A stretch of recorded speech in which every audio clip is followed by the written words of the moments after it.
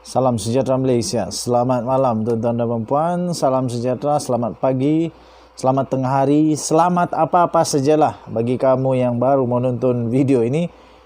Kalau kamu menonton tengah malam jugalah. Okey, tuan-tuan dan puan-puan yang dihormati sekalian. PRU 15 dan sejarah hebat yang bakal dicipta keluarga Anwar Ibrahim untuk negara Malaysia. Berdasarkan senarai calon PRU 15 yang mewakili PKR yang telah diumumkan pada Jumaat yang lalu, keluarga Datuk Seri Anwar Ibrahim dengan sendirinya telah mencatat sejarah buat negara, malah bakal mencipta lebih banyak sejarah jika Pakatan Harapan menang dan berjaya menubuhkan kerajaan pada 19 November depan. Selama ini adalah perkara biasa bila ayah dan anak dipilih sebagai calon dalam sesuatu pilihan raya umum.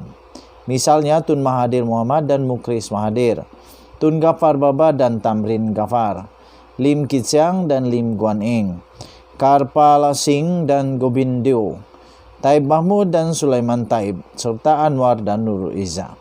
Tetapi belum pernah 3 orang dalam satu keluarga dipilih sebagai calon. Tetapi pada PRU 15 kali ini menyaksikan sejarah baru tercipta bila mana 3 orang dalam sebuah keluarga, iaitu Anwar, Wan Azizah, Wan Ismail dan Nurul Izzah secara serentak dipilih sebagai calon untuk bertanding PRU yang sama. Walaupun sebelum ini ketiga-tiganya sudah sedia memegang status sebagai ahli parlimen, tetapi mereka tidak pernah bertanding secara serentak.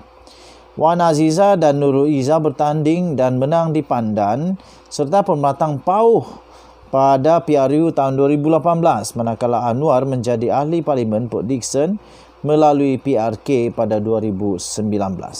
Dalam PRU 15 kali ini, 3 pemimpin berkenaan akan bertanding serentak. Jika ketiga-tiganya menang dengan serentak pula, mereka akan mengangkat sumpah sebagai ahli parlimen.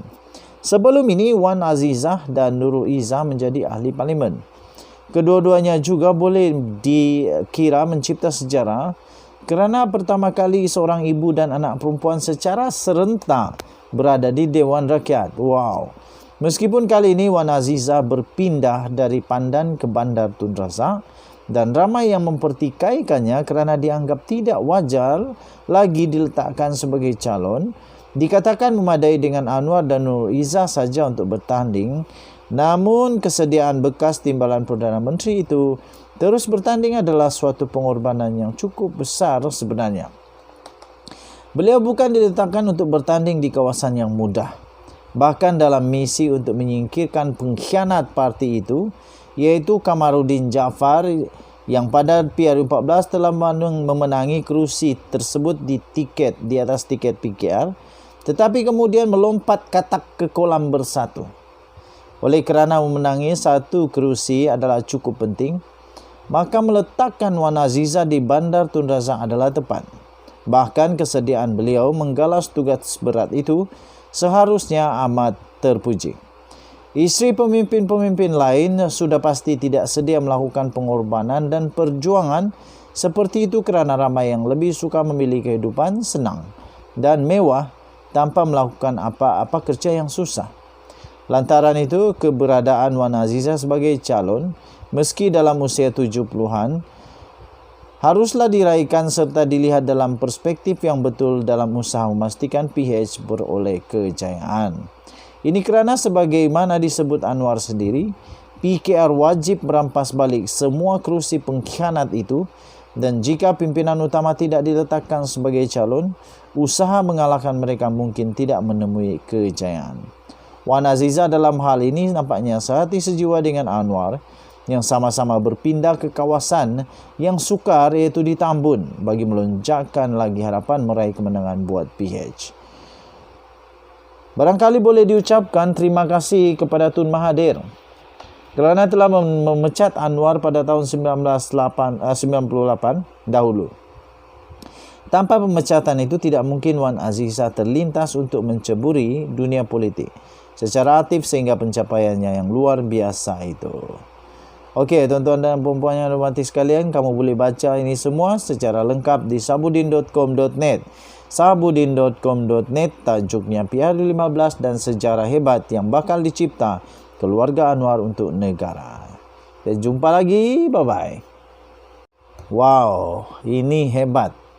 Boleh berlaku tapi tak pelik. Tak pelik, super pelik. Ini akan jadi super pelik. Wow. Anwar Ibrahim tolak, yang lain-lain pun tolak. Akhirnya nampak seakan-akan Tun Mahathir sekarang dah jadi macam pengemis politik kah? Minta maaf kalau perkataan itu tak betul. Jadi kalau tak betul, kamu boleh komen apa pendapat kamu. Sekarang dia tak pedulilah sama siapapun, dia boleh hilangkan ego dia untuk bekerja sama. Aduh, dia sanggup untuk lupakan segala-galanya dan bekerja sama. Dan terbaru ini ada satu artikel yang memang seronok lah. Setelah dia tak berjaya pujuk Pakatan Harapan, tak percaya pujuk Perikatan Nasional, apa kata Mahathir cari UMNO pula untuk bekerja sama. Sanggupkah?